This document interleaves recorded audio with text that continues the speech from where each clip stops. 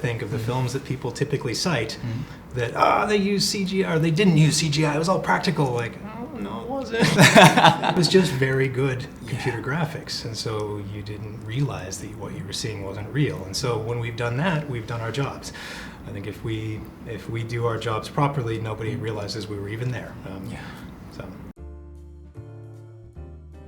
반갑습니다. 이승국입니다. 혹성탈출 새로운 시대의 개봉을 맞이하여 작품의 VFX, 그러니까 시각효과 감독으로 참여하신 에릭 윈퀴스트 슈퍼바이저와 작품, 그리고 작품 속 기술들에 대해 이야기를 나눌 기회가 있었습니다. 이분의 이름이 생소하실 수 있지만 사실 여러분들이 보신 영화들 중에 이분이 작업한 게 엄청 많거든요. 과연 어떤 작업들을 하셨고 우린 어떤 이야기를 나눴는지 바로 들어보시죠.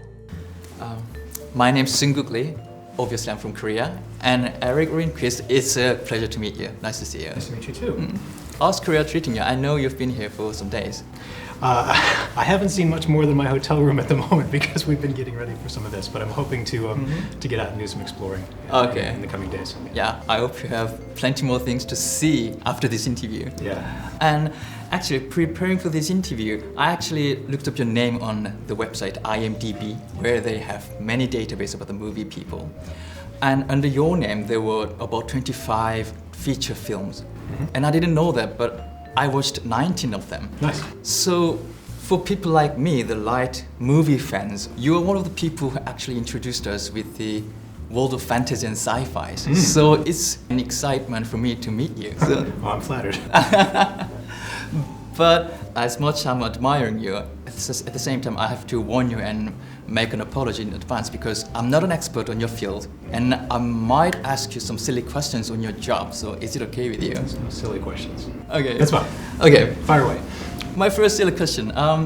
Until weeks ago, until I began preparing for this interview, I always thought the term VFX is just another term for CGI, but it turned out it's much larger idea. So, as I understand it, the Department of VFX is in charge of making everything we see in a film authentic. Is this the right approach to what you do as a VFX artist? I would probably describe it more like special effects are those things that are physically present on the set, on the shoot, the smoke and maybe some fire and water, anything that they're physically there doing on the day. Whereas visual effects takes over for anything that didn't exist, that couldn't exist, that was too dangerous to exist, whatever the reason, it was too expensive to do for real. We then handle, hopefully, convincing audiences that those things were actually there on the day when the scene was filmed. So I guess visual effects encompasses any approach. Maybe that was filming practical elements and doing simple digital compositing. Sometimes it might mean doing full-blown digital characters. The CGI, the computer-generated imagery, it's a very large umbrella term that means lots of things to lots of people, and that's been a very it's been bandied about a lot lately in terms of whether CGI is a good thing or a bad thing. Yeah. And I think it's only a bad thing if you recognize that it's CGI. Oh, that's true. If there's so many examples, I think, of the films that people typically cite that they use CGI or they didn't use CGI, it was all practical. Like, oh, no, it wasn't. It was just very good computer graphics, and so you didn't realize that what you were seeing wasn't real. And so when we've done that, we've done our jobs. I think if we do our jobs properly, nobody realizes we were even there. So everybody knows that you're not watching a real talking ape intellectually, but I hope that in these films, within moments of the film beginning, you just get lost in the story and the storytelling and the visuals, and your brain just accepts it and you go along for the ride. I actually was, like I told you just before the interview, I was there in the morning to see the footage screening of the movie Kingdom of the Planet of the Apes. And like you said, I wasn't really aware of the fact that I was looking something that was not there while they were filming the scene. I was just so into the movie. I got quite emotional when it reached to the point where the protagonist feeling pain. So yeah, I salute your work with this movie. And as a supervisor, I know you're not just a VFX supervisor because you are an Oscar-nominated supervisor. And the last time you were nominated with Dawn of the Planet of the Apes, you were presenting about more than 800 artists in the department. So for this movie, which clearly had more latest technology in it, how many people are you representing? This time around, I'm here representing over 1,000 people. So in terms of, we at Weta obviously are based in Wellington, New Zealand, but we now have creative hubs in Melbourne, Australia, and Vancouver, British Columbia, and Los Angeles. And so we're able to take advantage of talent that exists in those places as well. And so between there and possibly other places around the world, the crew that contributed to this is huge. And huge to the point where on shows of this size, we need to break into internal teams. And so each one of those teams has an internal supervisor. I had 4 teams on this show that were working with me. We divide and conquer. Wow. So you are not just representing, as a supervisor, you have to work with them throughout the whole process of making a film. Yeah. So as a VFX supervisor, what is your main goal going into the film? I think it comes in phases. I think in their initial phase, my main goal is to be there for the shoot, but it's also to start forming a relationship with the director that's going to take us through the end of the movie. And so on one hand, I'm there to make sure that what we're capturing, what we're photographing on the set is going to serve us well in post and make corrections. Maybe we try differently in the next take, those kind of things. Once we get through the shoot, that shifts to being more about working with our internal teams in the post-production process, but at the same time, also making sure I'm communicating that I have a very close link with Wes. In this show, I was largely based in New Zealand for this time because so I could be with the teams that were working on the movie, and we would have weekly and then eventually bi-weekly and then eventually every day reviews with the director, and so all the while between those things I'm using tools like Slack to stay in touch with Wes and his editor and the visual effects team that were based in Los Angeles, between occasional visits there in person to just make sure that we're all seeing the same things and we're all kind of going towards the same goal. Yeah, and that's kind of how we get it done. Just hearing it makes me quite exhausting because as a supervisor, you're not just doing your work, you have to work with so many people. Yeah. That's the job. Okay. But that's the thing that's really enjoyable about it too. Is it's not a situation where it's just barking orders about this. It's about asking the best of our team. It's who has the best idea how to solve this particular problem. I want those 1,000 people to bring their best, their talent, and their ideas, so that what you see on the screen represents our cumulative kind of greatness. Yeah. And to make this greatness happening in the movie, you have to really understand the movie. So before we go in details about this specific movie's VFX side, let's talk about the movie as a whole. When you read the script for Kingdom of the Planet of the Apes, what was the first impression of the story or the movie in general? Coming into the project, it was almost, I'll be honest, it was almost a hesitation of like, where is this just going to be another and then? Oh, yeah. Because where do we go from here? Because Caesar, our main character, died at the end of the last film. True. So if this was just going to be picking up after the events of that and then looking incremental kind of sequel, I'm not sure if I was going to be that interested, but the script did something very bold, and it rocketed us hundreds of years in the future. And so now you start thinking about what is that? What are the opportunities for making environments that look like that? Because I started seeing concept art that look a lot like what I'm seeing behind me. Yeah. Wes was, I think, looking at a reference of the mountain range in China, for example, that was used famously as reference for the floating mountains in Avatar, like where you have these columns of rock that have all the trees, all over them. But what if those weren't columns of rock? What if those were skyscrapers? And so you start. I read a book, The World Without Us, which kind of is a bit of a thought experiment about how quickly would nature overtake a city if somebody wasn't there to clean the gutters, if somebody wasn't there to maintain the infrastructure that our cities depend on. And you realize that very quickly, within years, a handful of years, you start getting trees sprouting through the streets and things like that. So all the imagery that we're seeing here it's all speculation. Of course, we don't know what a city looks like hundreds of years in the future, but that was part of the fun of this film was getting the opportunity to try and visualize what that might look like. That sounds really interesting as an artist's point of view, but as a general public, it sounds really a lot of work because this franchise certainly requires us a huge amount of VFX works. And should I say, luckily, the 3 trilogy where Caesar were doing his thing, there are at least some scenes where humans in their buildings with no apes in it, meaning not much VFX were needed for those scenes. Yeah. But this movie, like you said, takes place hundreds years after the Caesar trilogy. There must have been much more work for you to supervise. So going into the pre-production era and actually discussing with Wes Ball about how to shoot things for this movie, for the VFX point of view, what was the first thing or what was the most important thing you wanted to talk about with the director?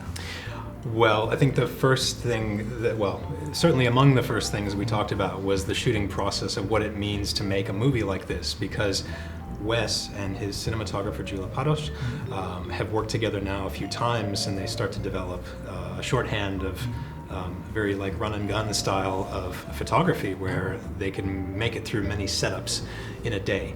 And the first thing I had to kind of get into with Wes is like, slow down. That's not how we can make these movies right now. Okay. So here's how this needs to go. We need to do the performance, and we'll shoot the movie like you want to shoot the movie. But once you get a take you're happy with, what I need is for the actors to step out of the frame and for us to do the whole shot again, except with nobody there to frame on. And so that was certainly you could see it go. Okay. That's not something I expected. It was perhaps the clean plate was what we tried to use for every shot in the movie if we could, because now from our standpoint we can add an ape into that shot and not paint an actor out of the shot first before we put the ape in. Yeah. In some sequences that wouldn't be a big deal, but when you look at imagery like this, when we're in the middle of a forest and the camera's moving through and you've got parallax of leaves doing this across each other, try and imagine having to paint somebody out of that environment. For that reason, I started drilling into everybody. The clean plate is the plate, meaning that the clean plate is the one we want to put in the movie. Yeah. Once we add our apes to it, not the performance. We're only getting the performance capture from the performances, ideally, and that. It was a so-so success, I think, due to the nature of the visual language of this movie. It's very much about a handheld aesthetic. Even when a camera was on a crane doing a crane move, our DP was using technology as a way to effectively do a handheld move, controlling the camera on a crane to make sure that there was always this kind of consistent life to every shot. It was not a lock-off, it wasn't a tripod, it wasn't a smooth dolly shot, it was more alive than that. And so you can imagine for the camera operator who has to try and retrace their steps and do that complicated move again with nobody to frame on, how that becomes difficult. So that was certainly some of the stuff that we had to kind of wrestle with at the beginning of like, no, really, we need to do this because this, and this. Yeah.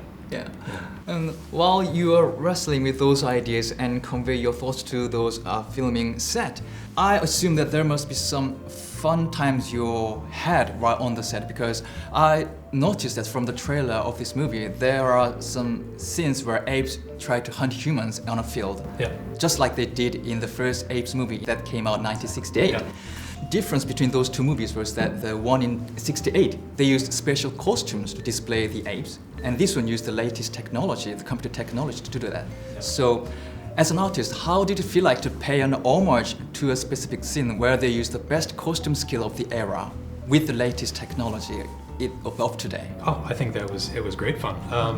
Great fun, but it was also a lot of work. I mean, the scenes that you're referring to, the chase down the river and then into the tall grass, is absolutely a nod to the 1968 film. But once you start adding the fact that we now have to put digital apes into all this splashing water, and then digital apes into all this thrashing grass and riding horses on through this environment, it becomes a very daunting thing. And so for the complexities of that scene, those scenes that was going for easily half of our production period on the show, if not more. but it's also, when it works, there's such a feeling of pride and admiration for the teams that were able to pull that off. So I mean, I think it's a very exciting scene when it all has come together. That's made from many disparate parts, where you start looking at this going, is this going to cut together? That day was cloudy and this day was sunny, and but you make it work. We did a lot of sculpting of the light on those to make it feel consistent. Yeah. And they're telling me to ask you the last question, so I have to ask you about you as the last question. I think, if I'm right, from one of your interviews, you said you got interested in the field of VFX with the movies that came in 80s and 90s when James Cameron was surprising the world with his movies. Yeah. And you made an VFX artist yourself, and you actually have worked with James Cameron for Avatar. Yeah. And since that, now that you have become an Oscar-nominated veteran in this field, is there a moment that you realize that you are now becoming one of the inspirational figures for the next generation of VFX artists? Yes, there was a few shows back a moment where a compositor came into my office and introduced himself and just said, "Hey, this is a great honor to work with you, because I used to watch you on the DVDs for Lord of the Rings." And that's when I realized this was a little coming full circle again, because I had those kind of conversations, or I had a mentorship with a supervisor who was the first supervisor that took me under his wing and showed me what it was like to be on set. Here I was now. It's this whole game of paying it forward, right? So that's been. It was a strange moment when it happened, when I realized that what was going on. It was like, whoa, this is great. So anyway, it's fun. Yeah, and I hope you do your work, and hope to inspire the more and more next generation artists with your career. And to share some personal experience, I'm also the kid who grew up watching Lord of the Rings DVD, and I watched the whole behind the scenes cuts in the DVD, and I actually got to know Weta FX through that DVD, so it was thrilling to see you. That's great. I forgot to mention that supervisor that had taken me under his and mentored me for on set, I used to watch him on the VHS of Contact, right? And so that's where it really starts to kind of come full circle. So anyway. Yeah, so hope this movie again will do great in the theaters, and you'll inspire more generations to come. Thank you for your time, and hope you have a good time and to see other things in Korea too. Yeah, me too. Thank you. Thank you. Have a great day. 네, 그렇게 에릭 윈퀴스트 VFX 슈퍼바이저와의 대화가 마무리되었습니다. 혹성탈출 새로운 시대는 5월 8일 개봉 예정이니까요. 궁금하신 분들은 영화관에서 확인해 보시고요. 저는 다음번 다른 영상으로 돌아오도록 하겠습니다. 지금까지 전 천재이승국의 이승국이었습니다. 감사합니다. 바이바이.